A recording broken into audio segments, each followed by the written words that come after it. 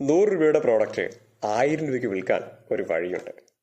ഇങ്ങനെ ആരെങ്കിലും നിങ്ങളോട് പറയുകയാണെങ്കിൽ നിസ്സംശയം ആനയും അമ്പാരിയുമായി ആ ചങ്ങായി നമ്മുടെ സ്ഥാപനത്തിലേക്ക് കൂട്ടിക്കൊണ്ടുവരിക.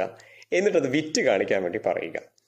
വിൽക്കുകയാണെങ്കിൽ നമ്മുടെ എംപ്ലോയിക്ക് ഒരു ട്രെയിനിങ്ങും ആകും. അല്ലെങ്കിൽ അവരോട് എന്താ പറയേണ്ടതെന്ന് ഞാൻ പറഞ്ഞു തരാം. ജെസി, രണ്ടും കൂടി ഒരുമിച്ച് വേണ്ട. എന്താ അവളോട് രണ്ടും കൂടി ഒരുമിച്ച് വേണ്ടെന്ന് പറഞ്ഞത്? ഉപദേശവും രണ്ടും കൂടി ഒരുമിച്ച് വേണ്ട ഇത് പറയുക. കാരണം 100 രൂപയുടെ പ്രോഡക്റ്റ് 100 രൂപയ്ക്ക് വിൽക്കാൻ കഴിയാത്തത് കൊണ്ടാണ് നിങ്ങൾ 10,000 രൂപ കൊടുത്തിട്ട് ഈ ചങ്ങായിമാരുടെ ക്ലാസ് അറ്റൻഡ് ചെയ്യാൻ വേണ്ടി പോകുന്നത്.